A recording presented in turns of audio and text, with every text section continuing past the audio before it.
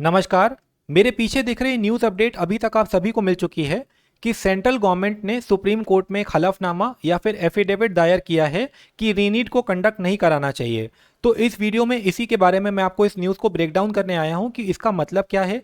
क्या अब रीनीट की पॉसिबिलिटी बिल्कुल भी खत्म हो चुकी है या फिर मेयर फॉर्मेलिटी बनी है। जैसा कि आप सभी तारीख को पता है कि 8 तारीख को माननीय सुप्रीम कोर्ट में हियरिंग है। बहुत सारे केसेस को क्लब कर दिया गया है एनटीए गवर्नमेंट के अगेंस्ट रीनीट को लेके कि पेपर लीक हुआ था या नहीं हुआ था। तो इस वीडियो में हम इसको कवर करेंगे और काउंसलिंग की अपडेट्स को आपको साझा करेंगे। आपसे दरख्वास्त है कि प्लीज़ इस वीडियो को पूरा देखें। छोटे से वीडियो में बस अपने पॉइंट्स रखना चाहूँगा कि मेरा क्या ओपिनियन है इस चीज़ के ऊपर, क्योंकि बहुत सारी मिस इन्फॉर्मेशन रोटेट होने लगी है। तो मेरा नाम है शोभित वर्मा। अगर आप लोग पहले चैनल पे आए हैं तो आपने देखा होगा कि हम वीडियोस बनाते हैं और आपको प्रॉपर इन्फॉर्मेशन देने की कोशिश करते हैं। तो प्लीज़ चैनल को सब्सक्राइब करिएगा या एटलीस्ट इस वीडियो को पूरा देखिएगा। तो थोड़ी देर पहले हमें न्यूज़ अपडेट मिलती है कि सेंट्रल गवर्नमेंट ने सुप्रीम कोर्ट में एक एफिडेविट फाइल किया है। अब सबसे पहले आप लोगों को ये जानना ज़रूरी है कि यहाँ पे लीगल प्रोसेस क्या चल रही है इस चीज़ को समझने के लिए कि 8 तारीख को क्या हो सकता है। तो सबसे पहली क्लैरिटी जो मैं आप लोगों को देना चाहूँगा वो ये बताना चाहूँगा कि जब इस तरीके के केसेस होते हैं कोर्ट में, तो वहाँ पे क्या होता है कि जो भी पार्टीज़ होती हैं, जैसे कोर्ट में जिसने केस किया और जिसके अगेंस्ट में केस किया गया, उनको लीगल लैंग्वेज में पार्टीज बोला जाता है। तो यहाँ पे एक पार्टी स्टूडेंट्स हैं, अलग अलग केसेज है जिनको क्लब कर दिया गया है, और एक पार्टी गवर्नमेंट और एनटीए है, इनको रेस्पोंडेंट बोला जाता है लीगल लैंग्वेज में। तो यहाँ पे फॉर्मेलिटी है, आप लोगों को अगर पीछे की चीज़ें याद होंगी तो कोर्ट ने एनटीए से और गवर्नमेंट से कहा था कि वो इसमें अपना जवाब दें, अपना उत्तर दें। तो सिंपल सी लीगल फॉर्मेलिटी होती है कि हियरिंग के पहले दोनों ही पार्टीज़ को अपना अपना जो स्टैंड होता है वो एक रिटन कम्युनिकेशन में ट्रांसफ़र करना होता है, एफिडेविट जारी करना होता है कि उनका इस चीज़ को लेके ये स्टैंड है, जिससे कि एक स्टेटमेंट रिकॉर्ड हो पाए कि उन्होंने क्या लिख के दिया, जिसके बेसिस पे कोर्ट में बहस हो पाए। आप लोगों को ये पता होना चाहिए कि कोर्ट में जो डिसीजन है वो फैक्ट्स के और एविडेंसेस के बेसिस पे दिए जाते हैं, और वहाँ पे इस चीज़ के ऊपर चर्चा होगी, बहस होगी। जो आपके पार्टी है जो रीनीट को सपोर्ट कर रही है, वो उनके वकील चर्चा करेंगे जो एनटीए ने लिख के दिया है गवर्नमेंट को। जैसे उन्होंने कुछ पॉइंट्स लिख के दिए हैं, एनटीए की भी डिटेल्स यहाँ पे आ चुकी हैं, वो आप लोगों को दिखाऊंगा। अभी जब मैंने लाइव सेशन लिया था तब उन डिटेल्स के बारे में हम बात नहीं कर पाए थे। तो प्लीज़ बात को ध्यान से समझने की और सुनने की कोशिश करिएगा, क्योंकि इसको लेके कन्फ्यूजन बहुत जल्दी क्रिएट होगा। तो सबसे पहले मैं अपना एक ओपिनियन आप लोगों को ये बताना चाहूँगा कि यहाँ पे मैं एक अनबायस्ड ओपिनियन देने आया हूँ, डिस्पाइट ऑफ द फैक्ट, मतलब मेरा इसमें कोई ओपिनियन नहीं है कि रीनीट होना चाहिए या फिर नहीं होना चाहिए। बस इंफॉर्मेशन को, न्यूज़ को, और जो हैपनिंग है, जो इवेंट हुआ है, उसको सही तरीके से प्रेजेंट करने, फैक्चुअली आपके सामने पुट करने में आया हूँ। इसके अलावा मेरा कोई भी इंटेंट नहीं है। बाकी जो दो पार्टीज़ हैं, मतलब आप लोगों में भी दो ग्रुप हैं, कुछ बच्चे रीनीट चाहते हैं, कुछ रीनीट नहीं चाहते हैं। सबके अपने अपने मजबूरी है, सबके अपने अपने इंटरेस्ट हैं, और डेफिनेटली इसमें किसी ना किसी का नुकसान जायज़ है, उस बात को कोई नहीं डिनाई कर सकता है। सेकेंडली, काउंसलिंग को लेके एक बहुत बड़ा पैनिक क्रिएट हो चुका है। 6 जुलाई से काउंसलिंग स्टार्ट होनी थी, तो अभी तक काउंसलिंग का कोई ऑफिशियल अपडेट नहीं है। सबसे पहले आप लोगों को ये बताना चाहूँगा। दूसरी इंपॉर्टेंट बात कि काउंसलिंग, आप लोगों को सबसे ज़रूरी ये समझना है कि ऐसा नहीं होगा कि रजिस्ट्रेशन एक दिन के लिए होगा, मिनिमम 4 से 5 दिन या 6 दिन के लिए रजिस्ट्रेशन होगा। तो वो आप लोगों को पता चलेगा, सारा प्रोसेस हम यहाँ पे आके बताएंगे। नोटिफिकेशंस के लिए आप डिस्क्रिप्शन से टेलीग्राम चैनल ज्वाइन कर लीजिए, आपसे कोई भी नोटिफिकेशन मिस नहीं होगा थ्रू आउट द काउंसलिंग। आप चाहे स्टेट के हो, चाहे ऑल इंडिया की बात कर रहे हैं, चाहे कोई न्यूज़ हो, ठीक है। तो उसको लेके आपको परेशान नहीं होना है। और कुछ लोग सीट मैट्रिक्स को लेके या लास्ट ईयर के इन्फॉर्मेशन बुलेटिन को लेके वीडियो बना रहे हैं, तो इस तरीके के कन्फ्यूजन से सावधान रहें। जो भी नया प्रोसेस आएगा उसके बारे में अभी किसी भी तरीके का ऑफिशियल बयान नहीं आया है, सारा कुछ स्पेकुलेशन है। हमें भी इंटरनल अपडेट है कि कॉमन रजिस्ट्रेशन की बात चल रही है, कॉमन काउंसलिंग की कोई बात नहीं चल रही है। इस चीज़ को आपको ध्यान रखना है, क्योंकि कॉमन काउंसलिंग को कराने में सबसे बड़ा प्रॉब्लम यह है कि हर स्टेट का रिजर्वेशन सिस्टम अलग अलग है, और उसको एक कॉमन सॉफ्टवेयर से प्रोसेस कर पाना, उसमें ग्लिच के चांसेस, यानी कि गड़बड़ी होने के चांसेस अलॉटमेंट में बहुत ज़्यादा बढ़ जाएंगे। तो अभी बस समय को बचाने के लिए, समय को सेव करने के लिए, क्योंकि लास्ट ईयर एनएमसी बिल में कहा गया था कि 31 अगस्त तक एडमिशन्स कंप्लीट हो जाने चाहिए, बस काउंसलिंग की प्रक्रिया में 12-15 दिन का समय बचाने के लिए रजिस्ट्रेशन को कॉमन करने की बात चल रही है। डॉक्यूमेंट वेरिफिकेशन को लेके जो न्यूज़ आ रही हैं वो बेसलेस हैं। अगर डॉक्यूमेंट वेरिफिकेशन होता भी है ऑनलाइन तो आपके पास में जो यूजुअल डॉक्यूमेंट्स हैं वही ऑनलाइन अपलोड कराए जाएंगे। सेंट्रल लेवल पे कहीं जाके आपको अपना डॉक्यूमेंट नहीं दिखाना होगा, ऐसा कुछ भी नहीं होगा। और अगर होगा भी तो जो डॉक्यूमेंट्स चाहिए वो आपके पास में है, कोई ऐसा यूनिक डॉक्यूमेंट आपको बनाने को नहीं बोल दिया जाएगा। डॉक्यूमेंट से रिलेटेड वीडियो देख लीजिएगा, आपके सारे डाउट्स क्लियर हो जाएंगे। तो वापस आते हैं अपने अभी के टॉपिक पे कि क्या न्यूज़ आई और वो क्या अप्लाई करती है। तो जैसे कि मैंने आपको अभी बताया कि ये एक फॉर्मेलिटी होती है कि दोनों पार्टीज को अपना अपना लीगल एफिडेविट फाइल करना होता है कोर्ट में बिफोर द हियरिंग, जिसके बेसिस पे एक दूसरे के जो वकील हैं, जैसे क्रॉस एग्जामिनेशन होता है, जो लॉयर्स आपके एनटीए को और गवर्नमेंट को रिप्रेजेंट कर रहे होंगे वो तर्क देंगे नो रीनीड के फेवर में, और जो लॉयर बच्चों को या फिर उन पार्टीज को रिप्रेजेंट कर रहे होंगे जो कि रीनीट को चाहती हैं, उनके लॉयर तर्क करेंगे जो एनटीए ने अपने स्टेटमेंट दिए हैं उनके अगेंस्ट में। तो थोड़ा सा समझने की कोशिश करेंगे कि कोर्ट में ये कैसे होने वाला है। तो सबसे पहले एक एक न्यूज़ को हम लोग पढ़ते हैं।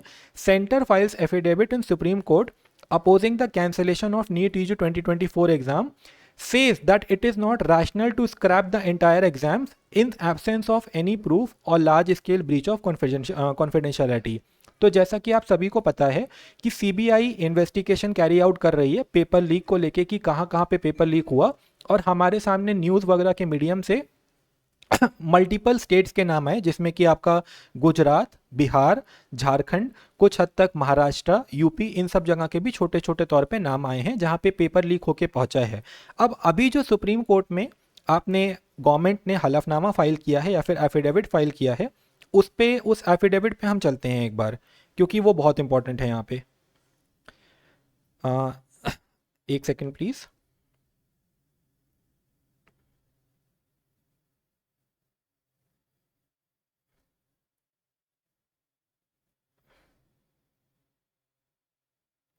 ठीक है, ये हमें न्यूज़ मिल गई है तो इस न्यूज़ को हम पढ़ेंगे, और जो गवर्नमेंट ने एफिडेविट में अपने लिखा है उसको हम लोग समझने की कोशिश करेंगे कि वो एफिडेविट क्या कह रहा है और कोर्ट में उसका किस तरीके से उसको इम्प्लीमेंट या फिर इंटरप्रेट किया जा सकता है। देखिए, गवर्नमेंट ने जो मेन लाइन अपने एफिडेविट में प्रेजेंट की है, उन्होंने ये कहा है कि लार्ज स्केल पे पेपर की कॉन्फिडेंशियलिटी को ब्रीच होने का या फिर पेपर के लीक होने का कोई प्रूफ नहीं है। ये लार्ज स्केल किसको मान रहे हैं? 1,000 बच्चों को मान रहे हैं, 100 बच्चों को मान रहे हैं, 1 लाख बच्चे को मान रहे हैं, ये यहाँ पे क्लियर नहीं है। तो पहला जो प्रॉब्लमेटिक पॉइंट है कि माननीय सुप्रीम कोर्ट किस चीज़ को लार्ज स्केल मांगता है, जैसे कि हमने 2015 के पेपर में देखा था कि कोर्ट ने ये स्टेटमेंट दिया था कि अगर एक भी बच्चे को पेपर लीक होकर मिला है तो पेपर की सैंक्टिटी ब्रीच होती है। तो सबसे पहला पॉइंट यहाँ पे ये निखर के आ रहा है कि गवर्नमेंट ने भी ये नहीं कहा है कि पेपर लीक नहीं हुआ है, गवर्नमेंट ने ये कहा है कि पेपर लार्ज स्केल पे लीक नहीं हुआ है। सबसे पहला पॉइंट, क्योंकि हमें भी पता है कि गवर्नमेंट का स्टैंड शुरुआत से ही था, वो अपनी गलती भी नहीं एक्सेप्ट कर रहे थे कि पेपर लीक हुआ है। फिर फाइनली जब बहुत प्रेशर क्रिएट हो गया, न्यूज़ में, मीडिया में सारी चीज़ें फैल गई, तब उन्होंने इस चीज़ को एक्सेप्ट किया कि पेपर लीक हुआ है, जो कि डेफिनेटली थोड़ा बहुत एविडेंट है। चलिए आगे बढ़ते हैं। It is submitted that in any examination there are competing rights that have been created where by the interest of large number of students who have taken the examination without adopting any alleged unfair means must also not be jeopardized। तो ये उन्हीं बच्चों का point उन्होंने रखा है जो बच्चे रीनीट की मांग, नो रीनीट की मांग कर रहे हैं, आई एम सॉरी, जो बच्चे सिलेक्टेड हैं जिनको कहीं ना कहीं कॉलेज मिल जाएगा। क्योंकि ये ऑब्वियस है, जो बच्चे सिलेक्ट नहीं हुए हैं वो दो एक अपॉर्चुनिटी देख रहे हैं, बट दोबारा तैयारी करना, दोबारा पेपर देना, ये अपने आप में एक डिफिकल्ट प्रोसेस है। और डेफिनेटली जो इस बार का रिजल्ट आया है उससे रिजल्ट में कुछ चेंजेस होने के एक्सपेक्टेशन रहेंगे। कुछ भी टाइम आपको मिले, 15 दिन, 1 महीना, 2 महीना, बट पढ़ना मुश्किल होता है जब तक क्लैरिटी नहीं होती है। तो ये एक पेन पॉइंट है। तो एग्जैक्टली इसी स्टेटमेंट को गवर्नमेंट ने कोर्ट में रखा कि इसका फुल प्रूफ नहीं है कि पेपर की कॉन्फिडेंशियलिटी ब्रीच हुई है, यानी कि पेपर मास लेवल पे लीक हुआ है, और ये अनफेयर होगा उन बच्चों के साथ में जिन्होंने बिना किसी अनफेयर मीन्स को, यानी कि बिना किसी चीटिंग को किए पेपर अपना ऑनेस्टली दिया है, ऑनेस्टली अपना नंबर पाए हैं। इस चीज़ को प्रूफ नहीं किया जा पा रहा है, ठीक है। तो इनके संग में इनके करियर को जेपार्डाइज, यानी कि इनके करियर के साथ में हमें कॉम्प्रोमाइज़, खिलवाड़ नहीं करना चाहिए, इनको फेवर करना चाहिए। अब आगे हम लोग देखते हैं कि एनटीए ने कोर्ट में क्या कहा है। ये रिसेंट अपडेट है, हम लोग चलते हैं आगे, फिर थोड़ा सा इस पे 2 मिनट डिस्कशन करेंगे और वीडियो को एंड करेंगे। देखिए, अब अगला न्यूज़ ये आता है,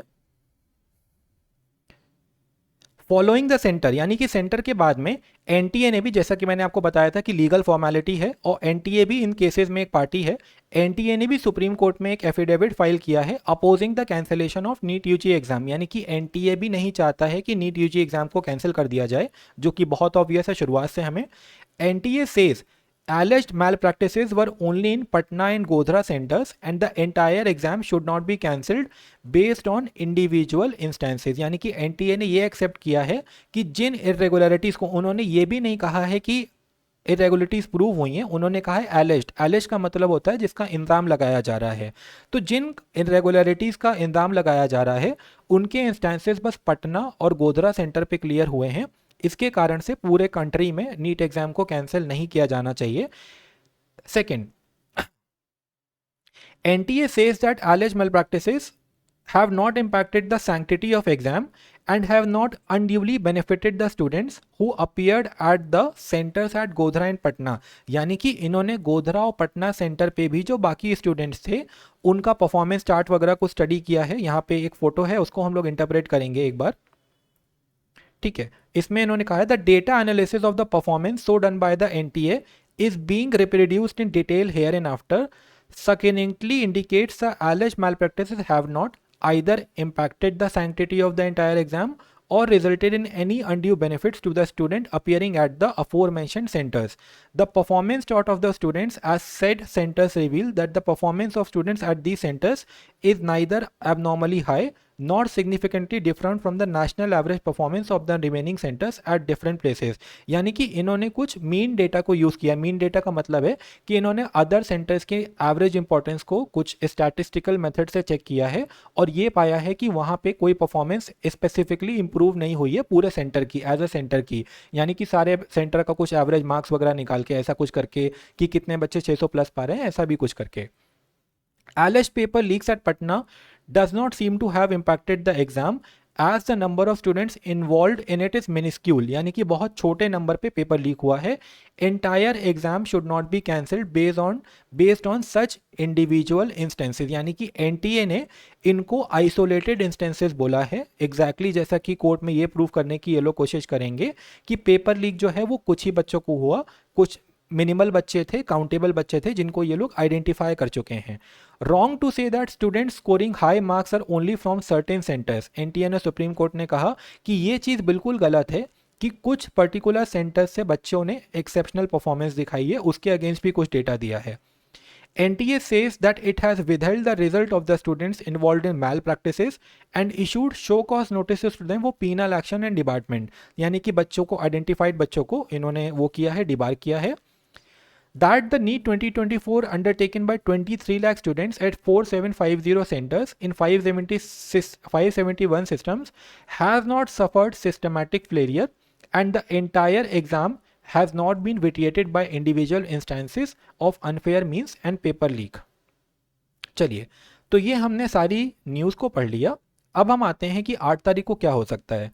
तो सबसे पहली नसीहत तो मैं आप लोगों को यही देना चाहूँगा कि 72 घंटे की मुश्किल से बात है, हमें बहुत ज़्यादा ओवर स्पेकुलेट करने की ज़रूरत नहीं है। बस एक चीज़ आपको बताना था, डेफिनेटली रीनीट के चांसेस थोड़े से कम दिख रहे हैं, बट यहाँ पे आप लोगों को इस नोटिस को देखने के बाद में ये मान लेना, आपका ओपिनियन है कि रीनीट बिल्कुल ही नहीं होगा। हालांकि मेरे नज़र में ये एक मेयर फॉर्मेलिटी है जो कि हर लीगल केस में होती है और हमें बहुत पहले से पता था, ये हमें पूरे समय से दिखता चला आ रहा है कि government, ministry, NTA paper leak को एक्सेप्ट हमेशा उन्होंने जब प्रेशर पड़ा है तभी किया है, अदरवाइज उन्होंने चीज़ों को डिफाई किया है, डिनाई किया है। उनका कोई इंटरेस्ट नहीं है स्टूडेंट्स को जस्टिस देने में या फिर किसी भी तरीके की चीज़ें करने में। मतलब इतना कुछ हम लोग सीबीआई के न्यूज़ हैंडल से, अलग अलग चीज़ों से, बाकी न्यूज़ मीडियम से देख रहे हैं, तो उतना भी डिटेल में यहाँ पे हमें नहीं दिख रहा है। तो डेफिनेटली चीज़ों पे कहीं ना कहीं कुछ ना कुछ पर्दा डाला जा रहा है और इनकी तरफ से कंप्लीट अपोजिशन आने वाला है जब कोर्ट में बहस होगी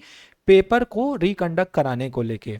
बट स्टिल कोर्ट की हियरिंग इंपॉर्टेंट है, फाइनल डिसीजन जो है वो कोर्ट के हाथ में है, ये समझने वाली बात है। क्योंकि कोर्ट में डिसीजंस, जैसा कि मैं शुरुआत में आप लोगों को बोलते आया हूँ, इमोशनल फ्रंट पे और मेजॉरिटी पे नहीं होते हैं, वहाँ पे कन्विंस करने पे होते हैं फैक्ट्स को लेके, जो कि जो फाइटिंग पार्टीज़ हैं, मतलब जो पार्टीज़ आपस में लड़ रही हैं, उनके लॉयर्स पे फैक्ट्स पे और एविडेंसेस पे बहुत ज़्यादा डिपेंड करेगा। तो ये काफ़ी ज़्यादा इंटरेस्टिंग होगा कि कोर्ट में 8 तारीख को क्या होता है। मैं उसको पूरा कवर करने की कोशिश करूंगा, आप लोगों को एक्सप्लेन करने की कोशिश करूंगा जो भी अपडेट्स आती हैं। फिलहाल के लिए यही अपडेट्स थी, मैंने आपको इन्फॉर्मेशन को फैक्चुअली ब्रेक डाउन करके समझाने की कोशिश की एंड अपने ओपिनियंस को जहाँ पे भी रखा है बहुत ही मिनिमलिस्ट वे में रखा है, जिससे कि आपका ओपिनियन इससे वो ना हो। और मेरा कभी भी इंटेंट नहीं है इसमें से किसी भी एक चीज़ को सही या गलत को फेवर करना या डिफाइन करना, क्योंकि ये मेरा काम नहीं है। मेरा काम है आप तक सही इन्फॉर्मेशन पहुँचाना, चैनलाइज करना, उसको आपके लिए सही तरीके से ब्रेक डाउन करना। तो बस रिक्वेस्ट यही है कि काउंसलिंग के लिए भी प्रिपेयर करिए एंड इसको 72 घंटे की बात है तो ओवर स्पेक्यूलेट मत करिए, कोर्ट का डिसीजन आने की वेट करिए, क्योंकि एक हियरिंग में ही हमको काफ़ी हद तक क्लियर हो जाएगा कि क्या होने वाला है। हो सकता है ये केस सिरे से खारिज हो जाए, तो जो भी होगा फास्ट डिसीजन होगा एंड हमें जल्दी पता चलेगा। काउंसलिंग के लिए आपको पर्याप्त टाइम मिलेगा तो उसके लिए इंतज़ार करें। एंड अभी तक मेरे तरफ से यही अपडेट थी जिसके लिए मैंने आपको बता दिया। बाकी प्लीज़ स्ट्रॉन्ग ओपिनियंस मत दीजिए, ओवर स्पेक्यूलेट मत करिए। कोर्ट में जो भी चीज़ें होंगी फेयर होंगी, इस पे हमें बिलीव करना है, अपने जुडिशियल सिस्टम पे हमें अपना पूरा बिलीव रखना है। Thank you so much for watching the video and let's meet again in any live session, आपकी जो भी क्वेरीज हैं। एंड बाकी बस केयरफुल रहिए and wish you all the best. Thank you.